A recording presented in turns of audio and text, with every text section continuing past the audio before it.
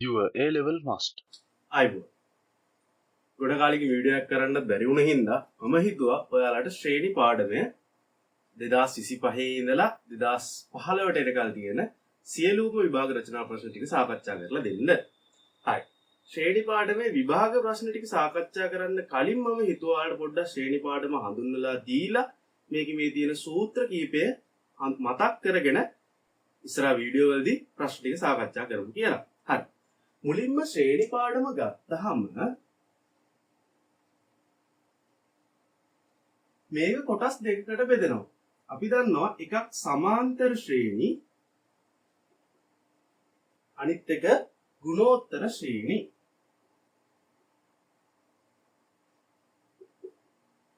ගුණෝත්තර ශ්‍රේණි. අපි මුලින්ම කතා කරමු සමාන්තර ශ්‍රේණියක් කියන්නේ මොකක්ද කියලා. සමාන්තර ශ්‍රේණියක් කියන්නේ මම මේක ආපහු පැහැදිලි කරන්නම්. සමාන්තර ශ්‍රේණියක් කියන්නේ එයාගේ අනුයාත පද දෙකක් අතර පොදු අන්තරය එකම වෙනවා නම් නැත්නම් පොදු අන්තරය සමාන වෙනවා නම් ඒ ශ්‍රේණියට අපි කියනවා සමාන්තර ශ්‍රේණියක් කියලා. දැන් ඔන්න ආපහු අපි මතක් කරමු මොකද්ද පොදු අන්තරය? පොදු අන්තරය කියන්නේ අනුයාත පද දෙකක් අතර වෙනස. මොකද්ද අනුයාත පද දෙකක් කියන්නේ? අනුයාත පද දෙකක් කියන්නේ එක ළඟ පිහිටි පද දෙක.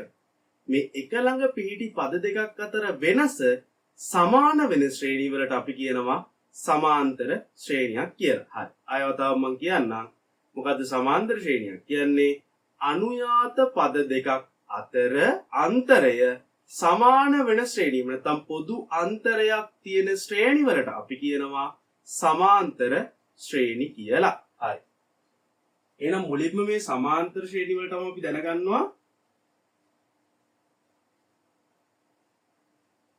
පොදු අන්තරය කියලා එකක්. පොදු අන්තරය. මෙයාට අපි D අකුරෙන් තමයි සිම්පල් D වලින් තමයි අංකණය කරන්නේ.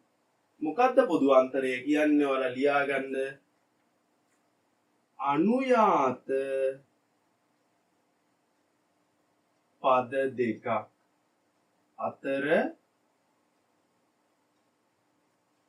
අන්තරය එහෙම නැත්නම් වෙනස සමාන වන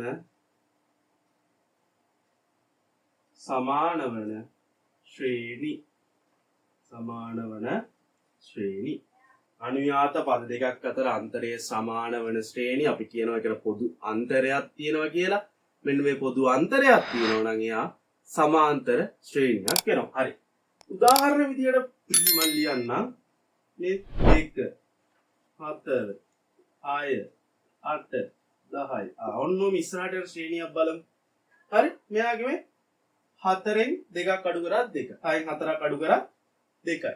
8න් 6ක් අඩු කරා 2යි. මෙයාලගේ පොදු අන්තරයක් තියෙනවා. ඒ කියන්නේ මෙයාලගේ පොදු අන්තරය 2ක් වෙනවා. මෙයා සමාන්තර ශ්‍රේණියක් වෙනවා. මම තව එකක් ලියන්නම්.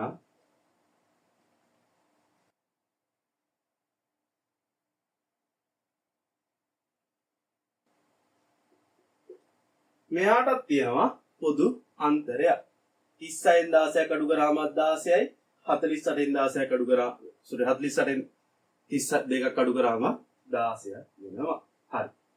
අපිට මේ පොදු අන්තරය හොයාගන්න සූත්‍රයක් දීලා තියෙනවා. සූත්‍රයක් නෙවෙයි ඒක පොඩි සමීකරණයක්. හරි. පොදු අන්තරය මම D කියලා ලියන්නම්. D සමාන වෙනවා මොකටද?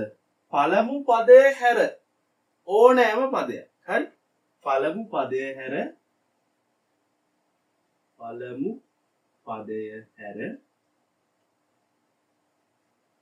ඕනෑම පදයක් අඩු කරනවා ඊට පෙර පදේ.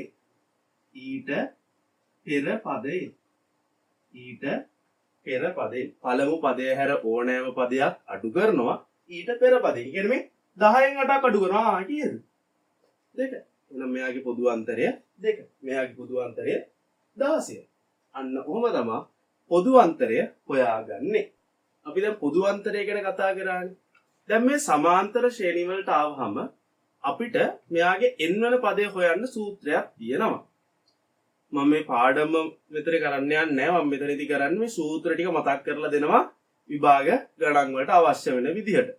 මුලින්ම අපිට සූත්‍රයක් තියෙනවා. අපිට TN සූත්‍රය කියන පදය හොයන්න n වන පදය හොයන්න තියෙන සූත්‍රයට තමයි මේ tn සූත්‍රය කියන්නේ.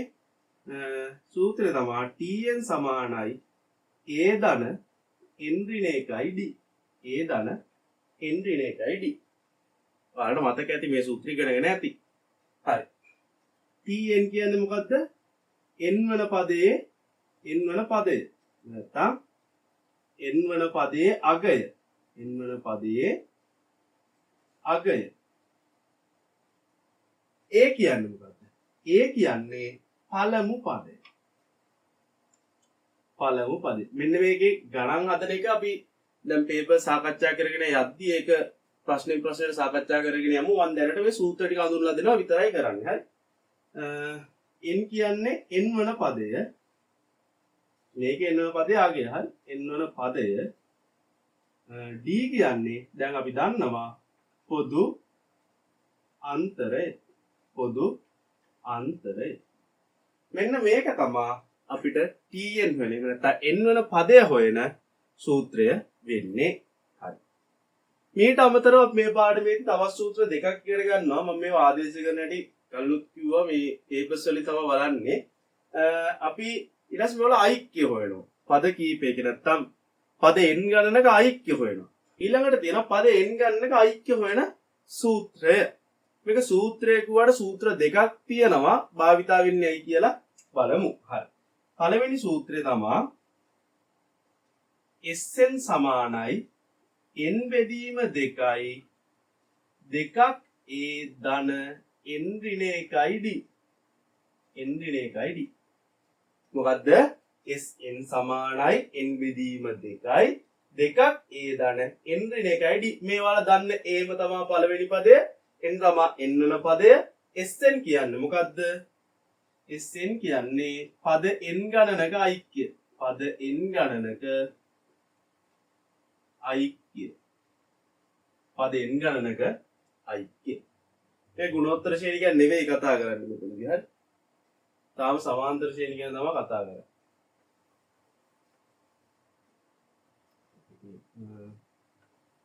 තාම මේ සමාන්තර ශ්‍රේණිය ගැන තමයි කතා කරන්නේ. හරි. පද n ගණනක ඓක්‍ය. a කියන්නේ පළමු පදය, d කියන්නේ පොදු අන්තරය. හරි. මේක පාවිච්චි කරනවා අපි මෙයාගේ පළවෙනි පදය දන්නවනම්, පොදු අන්තරය දන්නවනම්, n වල පද ගාන දන්නවනම් ඓක්‍ය වන්න පාවිච්චි කරනවා.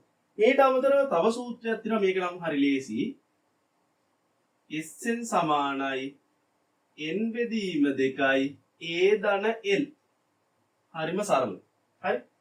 හැබැයි මේක අපිට හැමතැනම පාවිච්චි කරන්න බෑ. හේතුව මේ n කියන්නේ ඔයාලා දන්න nමයි, a කියන්නේත් ඔයාලා දන්න aමයි. හැබැයි l කියන්නේ මොකද්ද? අවසාන පදයේ අගය. අවසාන පදයේ අගය. නැත්නම් අවසාන පදයේ කියලා කියන්නත් පුළුවන්. හරි. අපි කියමු මෙයාගෙන් අහනවා මුල් පද 15 ඓක්‍ය කියලා. එහෙනම් ඔයා 15 වෙනි පදය දන්නවනම්, 15 වෙනි පදය දන්නවනම්, පළවෙනි පදයක් දන්නවා, 15 වෙනි පදයක් දන්නවනම් විතරක් ඔයාට පුළුවන් මේ සූත්‍රය පාවිච්චි කරන්න. දැන් ඔයා 15 වෙනි පදේ දන්නේ නැත්නම් ඔයාට අනිවාර්යෙන් මේ සූත්‍රෙට යන්න වෙනවා මෙයාගේ ඓක්‍ය හොයන්න. හරි. මං හිතනවා සරලව පැහැදිලි කිරීමක් වුණා කියලා මේ සමාන්තර ශ්‍රේණි පාඩම ගැන. මොකද ගණන් හැදුවේ නැහැ. මෙතන නිකම් මේ සූත්‍ර තුන හඳුන්වලා දුන්නා විතරයි කරේ. ඊට පස්සේ දැන් මම ගුණෝත්තර ශ්‍රේණිය වල සූත්‍ර ටික හඳුන්වලා දෙන්නම්. ඊට පස්සේ අපි විභාග ප්‍රශ්න වලදී බලමු කොහොමද මේවට ආදේශ කරලා මේ ගාන විසඳගන්නේ කියලා. දැන් අපි සාකච්ඡා කරමු ගුණෝත්තර ශ්‍රේණි ගැන. මේ සමාන්තර ශ්‍රේණි ඉවරයි. දැන් ගුණෝත්තර ශ්‍රේණි ගැන කතා කරමු. ගුණෝත්තර ශ්‍රේණි කියන්නේ මොකද්ද? මේ ගුණෝත්තර ශ්‍රේණි කියන්නේ දැන් සමාන්තර ශ්‍රේණි වල උනේ මොකද්ද? පොදු අන්තරයක් තිබ්බා. මෙයාගේ තියෙන්නේ පොදු අනුපාතයක්. ඒ කියන්නේ මොකද්ද? පොදු අන්තරය කිව්වේ මොකද්ද? පළමු පදයේ හැර ඕනෑම පදයක් ඊට පෙර පදයෙන් අඩු කරාම එන පිළිතුර සමාන වෙන්නේ. මේකෙදී එහෙනම් පළමු පදයේ හැර ඕනෑම පදයක් ඊට පෙර පදයෙන් බෙදුවාම එන උත්තරේ සමාන වෙන්න ඕනේ. මම හිතනවා පැහැදිලි කියලා. මොකද්ද? පළමු පදයේ හැර ඕනෑම පදයක් ඊට පෙර පදයෙන් බෙදුවාම එන පිළිතුර එකම වෙන්න ඕනේ. නැත්නම් සමාන වෙන්න ඕනේ. හරි. මෙයාගේ මොකද්ද තියෙන්නේ? පොදු අනුපාතය. පොදු අනුපාතය. පොදු අනුපාතය අපි R එකෙන් තමයි සංකේතවත් කරන්නේ. මොකද්ද පොදු අනුපාතයක් කියන්නේ? පළමු පදය හැර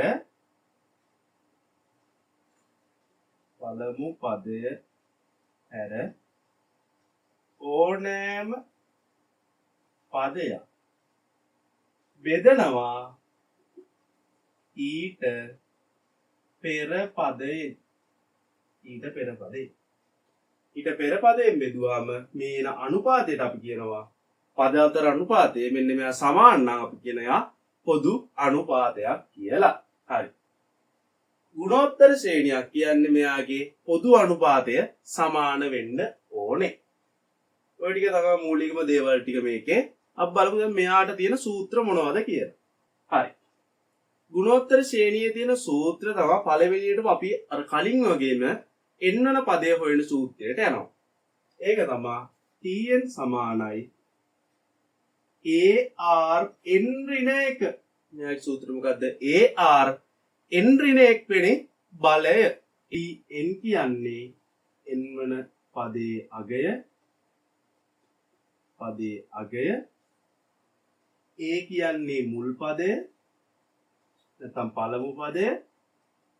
r කියන්නේ දැන් අපි දන්නවා පොදු අනුපාතය. ar n ඍණ 1 කියන්නේ. ඉතින් ඒක හරි. ආදේශ වෙලා කොහොමද ගණන් හදන්නේ කියලා අපි බලමු ප්‍රශ්න සාකච්ඡා කරද්දී. හරි. මීට අමතරව දැන් මෙයාගෙත් තියෙනවා පද අතර ඓක්‍ය හොයන්න සූත්‍රයක්. Sn සමානයි arn ඍණ 1 බෙදීම r ඍණ 1. මේක තමයි මෙයාගේ සූත්‍රය වෙන්නේ. හරි.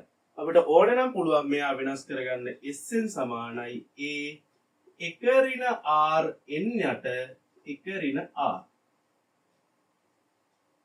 බලන්න මේ උඩයි යටයි දෙකම මාරුනේ. හරි. ඒ හින්දා ගැටලුවක් වෙන්නේ නැහැ. ඒක ඔයාලට දෙවිදියටම ගාන හදලා බලන්න පුළුවන්. ගැටලුවක් වෙන්නේ නැහැ. මේක අපි පාවිච්චි කරන්නේ r ගේ අගය එකට වඩා කුඩයි නම්. r ගේ අගය එකට වඩා කුඩයි නම් අපි පාවිච්චි කරන්නේ මෙන්න මේ සූත්‍රය. මොකද අපිට පේනවා r ගේ අගය මේ එකට වඩා දැන් විශාල අගයක් වුණොත් මොකද වෙන්නේ? මෙහා ඍණ උත්තරයක් එනවා. කැතයිනේ. r ගේ අගය එකට වඩා අඩු අවස්ථාවේදී. හරි. මේකෙදි ලොකු වෙනසක් නැහැ. අපි මේක පාවිච්චි කරන්නේ. ඉතින් තේරෙනවානේ මේ r ගේ අගය එකට වඩා අඩු වුණාම මෙයාට ධන අගයක් එන්න ඕන හින්දා තමයි අපි ඒක එහෙම කරන්නේ. හරි. මේ සූත්‍ර දෙක තමයි මේකේ තියෙන්නේ. තුනක් පෙවුනට දෙකයි ඇත්තටම තියෙන්නේ. හරි. මෙතන පේනවනේ වෙනස. rn ඍණ 1 r ඍණ 1 1 ඍණ rn 1 ඍණ r. එකම තමයි තියෙන්නේ. හරි. එහෙනම් මේ සූත්‍ර දැන් පහක් මම කියලා දුන්නා. මේ පහ තමයි අපිට මේ ශ්‍රේණි පාඩමට අදාළ සූත්‍ර ටික වෙන්නේ. අපි දැන් ඉස්සරහදී බලමු ගාන කොහොමද දැන් මම තේරුම් ගන්න කියලා කිව්වා. මෙයාගේ පොදු අන්තරයක් තියෙනවා නම් එයා වෙනවා සමාන්තර ශ්‍රේණියක්. පොදු අනුපාතයක් තියෙනවා නම් එයා වෙනවා ගුණෝත්තර ශ්‍රේණියක්. අපි දැන් බලමු ගානකට ගියාම කොහොමද මේක සමාන්තර ශ්‍රේණියද ගුණෝත්තර ශ්‍රේණියද කියලා අඳුනගෙන මේ අදාළ සූත්‍ර භාවිතා කරලා ඒ අහන ප්‍රශ්න වලට උත්තර ලියන්නේ කියලා. හරි.